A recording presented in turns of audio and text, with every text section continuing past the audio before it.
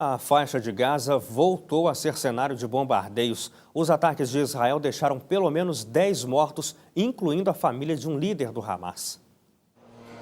Israel voltou a atacar a faixa de Gaza depois de 6 dias de cessar-fogo. Entre os mortos estão 3 crianças. A casa de um dos chefes do Hamas foi bombardeada. Os palestinos prometeram vingança, dizendo que Israel abriu as portas do inferno. O grupo ameaçou atacar o maior aeroporto internacional de Israel, o Ben Gurion. Já o Estado judeu acusou militantes palestinos de terem disparado foguetes contra o território israelense na terça-feira, violando a trégua. Em seguida, os negociadores que estavam no Egito voltaram para Israel e retomaram o ataque a Gaza. Segundo eles, 60 alvos foram destruídos.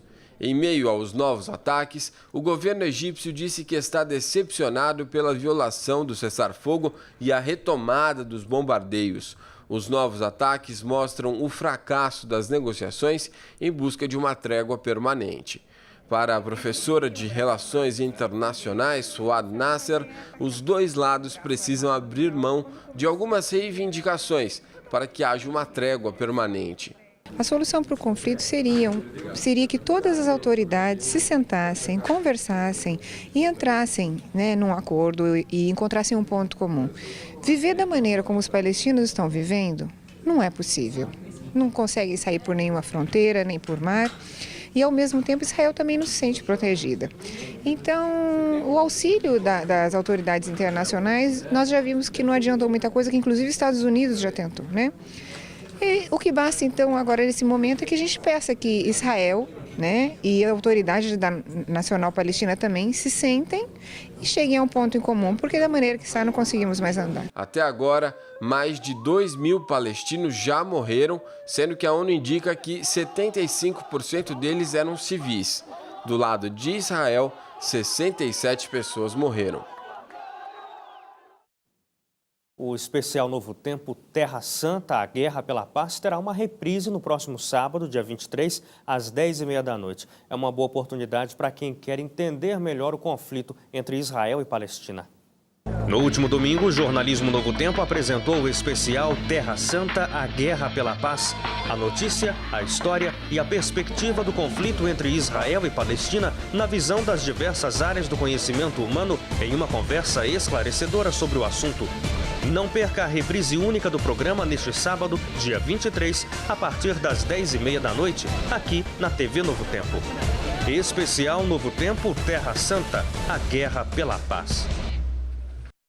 A cidade norte-americana de Ferguson continua sob protestos. Na noite desta terça-feira, quase 50 pessoas foram presas. As manifestações começaram depois da morte de um jovem negro por um policial branco. Os protestos em Ferguson começaram pacíficos. Até por volta de meia-noite, horário local, a marcha tinha um tom familiar e tranquilo. Os manifestantes pediram paz. Mas o lançamento de várias garrafas de vidro contra policiais deu início a novos confrontos. A noite terminou com a prisão de 47 pessoas. Para piorar ainda mais o caso, ontem um jovem negro de 23 anos, armado com uma faca, foi morto por 2 policiais. Segundo o chefe de polícia metropolitana de St. Louis, o jovem roubou uma loja de conveniência e depois foi abordado pelos policiais.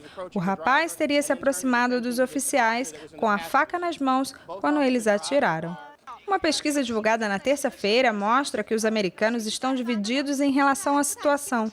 52% dos americanos brancos confiam na investigação, enquanto 76% dos negros não confiam.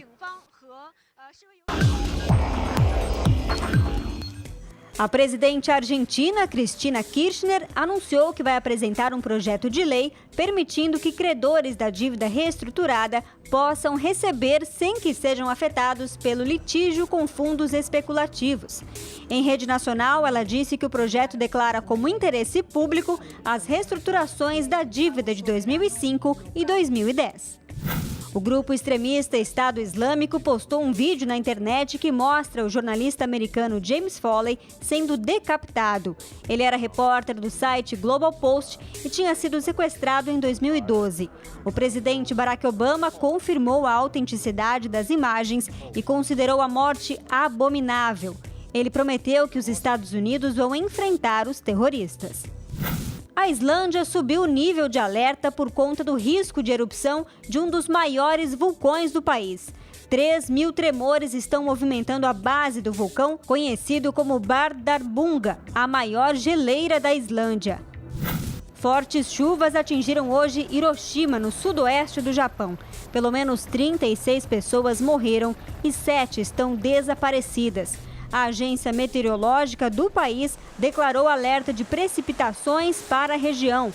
Os deslizamentos de terra deixaram uma área de quase 20 quilômetros destruída. A Alemanha descartou um possível caso de ebola no país. Uma paciente africana tinha sido internada com sintomas do vírus ontem. E hoje, na Califórnia, uma pessoa foi isolada suspeita de ter sido exposta ao ebola. Até agora, 2.240 casos foram registrados. Na Indonésia, um reencontro inesperado.